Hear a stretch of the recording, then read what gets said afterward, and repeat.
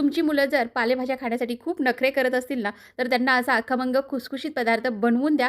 खूप आवडीने खातील. तर त्यासाठी कोथिंबीर आणि पालक स्वच्छ धुवून बारीक-बारीक चिरून घेतलं. 1 कप पोहे 2-3 पाण्याने स्वच्छ धुतले. याच्यामध्ये थोडंसं पाणी घालून हे 10 मिनिटांसाठी मुरत ठेवायचं आहे. 10 मिनिटांनी हे पोहे चांगले चुरून-चुरून याचा एक गोळा बनवून घ्यायचा आहे. आता याच्यामध्ये चिरलेली पालक, चिरलेलं कोथिंबीर घालायची. त्याचबरोबर 1 वाटी ज्वारीचं पीठ, 1 वाटी गव्हाचं पीठ, पाव वाटी बेसन घातलं. लसूण आणि आलं ठेचून घातलेलं आहे. याच्यामध्ये 1 चमचा धने पावडर, अर्धा चमचा जीरा पावडर, किंचित हळद, 1 चमचाभर लाल तिखट, अर्धा चमचा ओवा, 2 चमचे पांढरे तीळ, 1 मीडियम आकाराचा कांदा, सर्व चांगलं मिक्स करायचं. चवीपुरतं मीठ घालायचं. लागेल असं पाणी घालून पीठ चांगलं सॉफ्ट भिजवून घ्यायचं. आता याच्यातील एक गोळा घ्यायचा. ओल्या कॉटनच्या कपड्यावर छान पातळसर थापून घ्यायचा.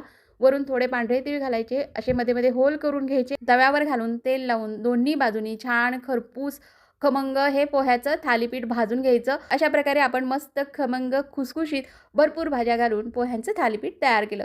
ट्राय करून बघा. खूप मस्त लागतं. धन्यवाद.